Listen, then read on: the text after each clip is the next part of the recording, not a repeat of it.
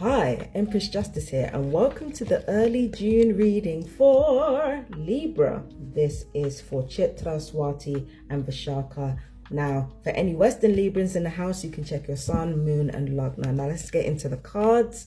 We've got the Ten of Autumn right here, and we've got the King of Autumn, and we have got No with a hefty exclamation mark. Okay, now this is what I've realized from these readings. This card right here, an Angel Answers Oracle card, is usually a response to the first card that's been drawn.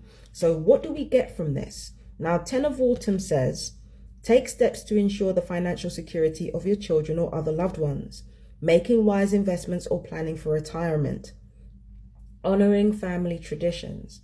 I feel like some of you Librans are about to come into some good fortune, either by inheritance or more likely something that you've done, some hard work that you've put in. It feels like you're about to gain some kind of financial rewards from whatever work you're doing or from being around the right people. And there are going to be people from the family that you've come from that want to siphon off you, that want to siphon off your, off your good nature, off your spirit, off your soul. Like they want to siphon off you. They want to drain you. They want to drain you of every single piece of good energy you have. And truth be told, Libra, that's because some of you have a lot of good energy to give. Okay, so there are people out there who want to siphon your light, want to drain the light from you. I think it's partially out of resentment and jealousy, and another part of it is greed.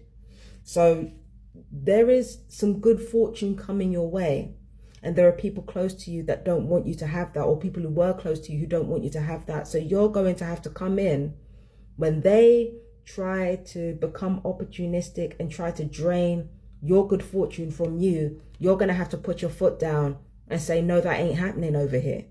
You're going to have to put things in place where you can protect your assets, protect your finances, protect your investments, protect yourself from the family that you come from, some of you, from the people who want to siphon off you.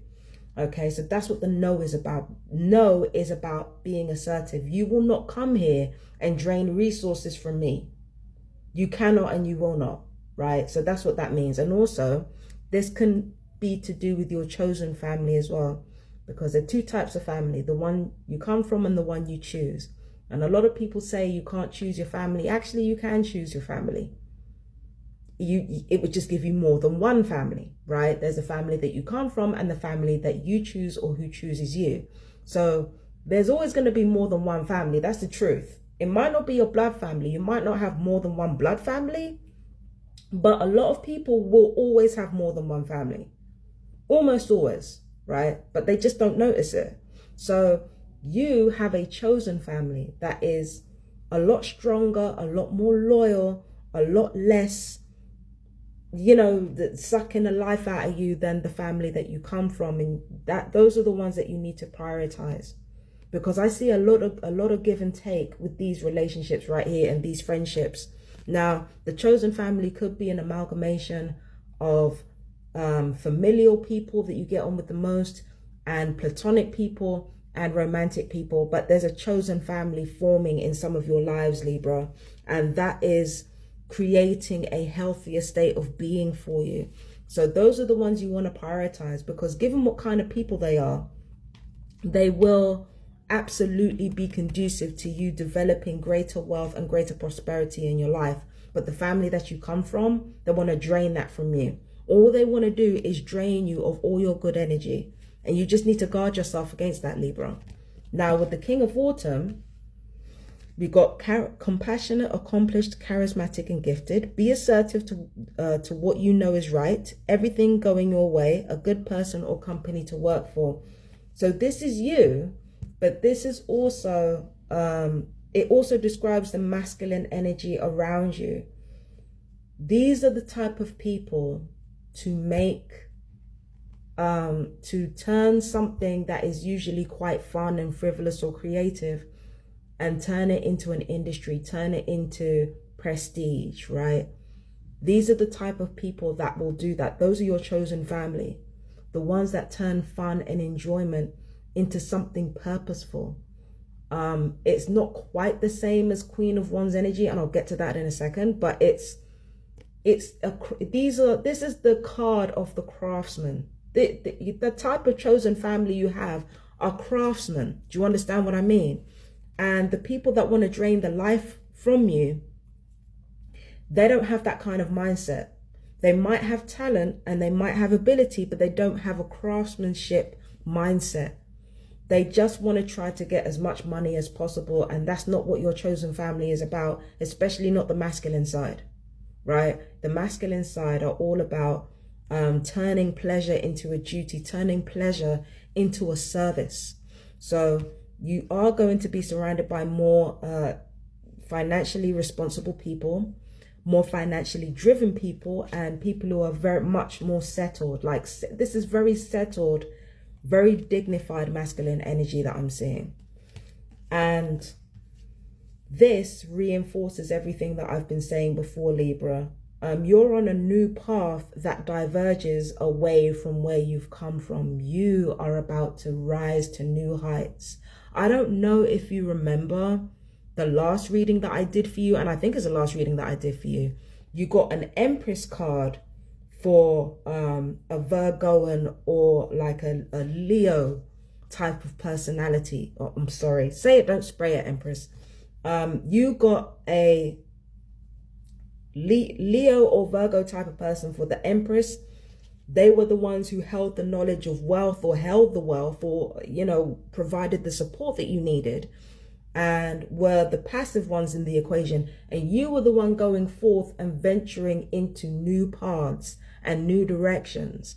So it's like you have this symbiotic relationship with the Empress figure, where the Empress is the one creating and doing new stuff.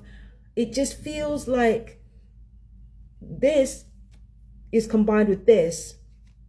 And there's another queen. I'm going to show the Queen of Wands now. And the Queen of Wands with the Empress. It feels like there's a symbiotic relationship there where both of you are feeding each other in positive ways. So the Empress figure is helping you to embark on your new path. So the Empress figure is kind of putting a battery in your back. And because of that, you are venturing into new territory when it comes to your career, when it comes to your focus, when it comes to what you want to do with your life. You are supposed to look forward and not back.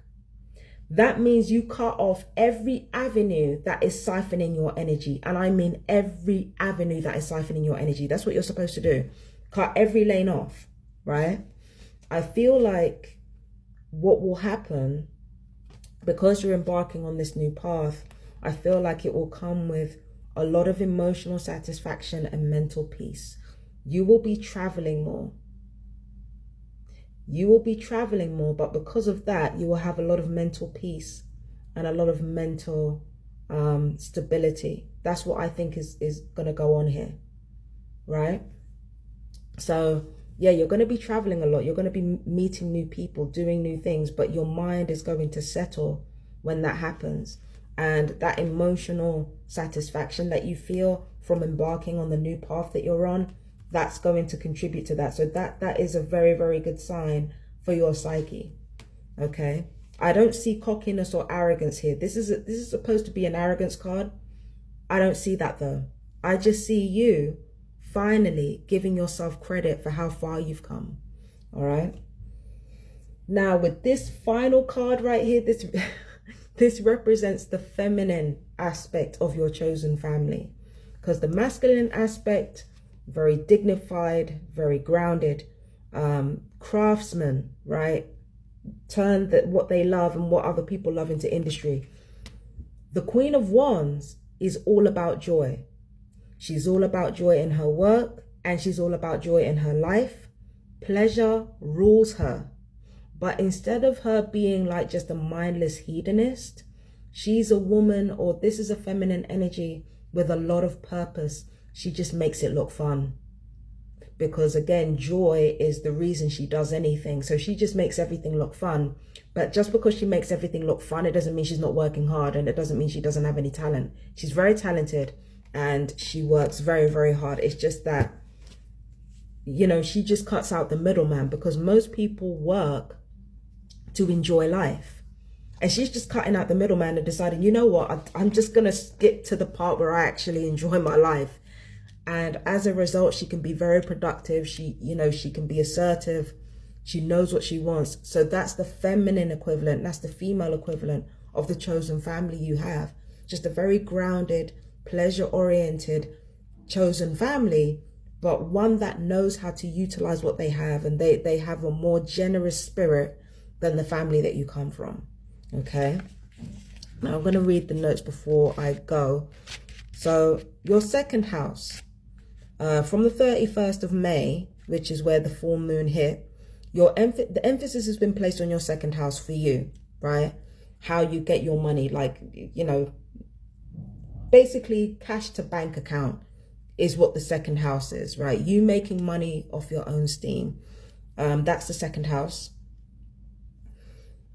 So it's about your physical beauty. It's about your possessions. It's about the things that you value. Again, it's closer to home. It's, you know, money you earn from your own hands, money you earn from your leisure. Again, the King of Autumn and the Queen of Wands. All of these things are already being blessed, transformed, and accounted for. What you need to focus on now is your 8th house. You need to focus on debts, welfare. You need to focus on investments, shrewd investments, other people's money, in-law money, if you're married, right? You need to focus on the legacy that you're going to build as well. Like, there are things to do with your bloodline that need to be ironed out.